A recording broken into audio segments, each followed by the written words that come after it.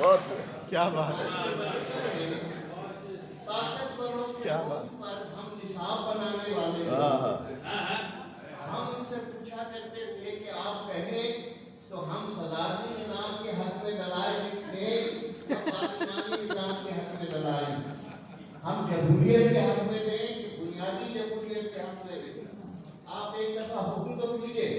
کہ آپ چاہتے مقصد کہ آپ اور تو کیجیے کہ ہماری بے برکتی کہاں سے شروع ہوئی؟ کیا بات ہے، وہ 10 گاموں سے ہوئی ہے، اور ایسی قیادتیں جن کے پیش نظر بڑے معمولی مفادات ہیں، اور ان کو بہت ساری چوکھٹوں پر ہم نے سجدہ ریز دیکھا۔ اب اس سب کا کیسے ہو کفارہ، کیا ہو، تو الگ قصہ ہے، لیکن جب ہم انجمن میں آتے ہیں تو بعض چیزیں عجیب طرح سے پریشان کرتی ہیں کہ بھئی 1906 میں تو مسلم لیگ بنی، ہمیں جعفر صاحب نے بتایا، تو یہ 1903 میں کیسے بن گئی؟ مولوی عبدالحق نے یہ انجمن کو 1903 سال پہلے کیسے قائم کیا؟ بھائی یہ کیا چیز ہے؟ اور برصغیر کی تاریخ میں یہ جو تحریک بالستان جس کو ہم کہتے ہیں، وہ تو کہیں نہ کہیں اردو کے ساتھ منسلک ہے، اور اردو صرف یو پی سی پی یا چند اہل زبان کی زبان نہیں تھی، جو جنوبی ہند کے لوگ تھے جن کو پتہ بھی نہیں تھا، وہ بھی مشاعروں میں بھاگے بھاگے آتے تھے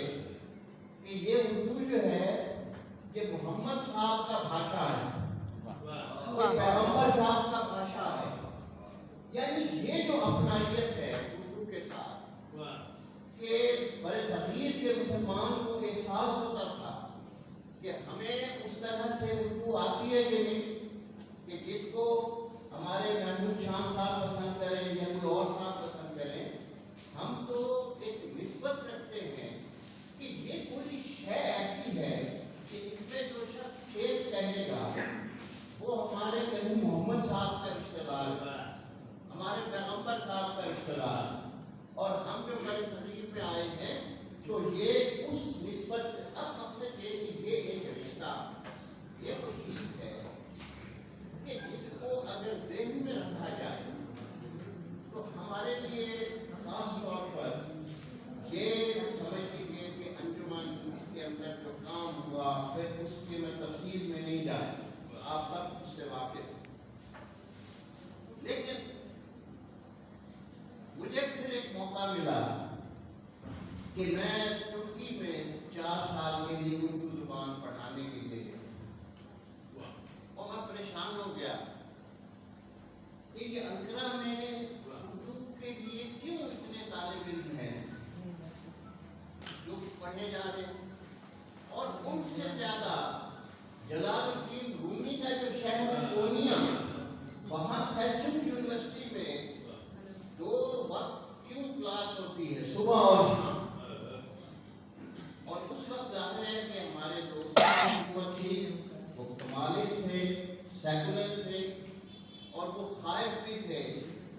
کہ یہاں اردو کیوں مقبول ہو، اس کے میں پس منظر میں نہیں جاتا کہ اتاتürk کے ساتھ عربوں نے کیا کیا تھا، پس منظر کیا تھا، کیا چیز آئی ہے، آپ سب صاحب علم، لیکن سمجھ میں آتا تھا کہ استنبول کے اندر بھی وہ اردو کی چیئر موجود تھی، انقرہ میں بھی اردو کی چیئر تھی، نجیب صاحب قاہرہ میں اردو چیئر پر رہے، میں وہاں 4 برس رہا، ہم سے پہلے ہم دونوں کے استاد نبی اشرف چیئر پر رہے، میں نہیں تفصیل میں جاتا، 17 ملکوں میں اردو کی چیئر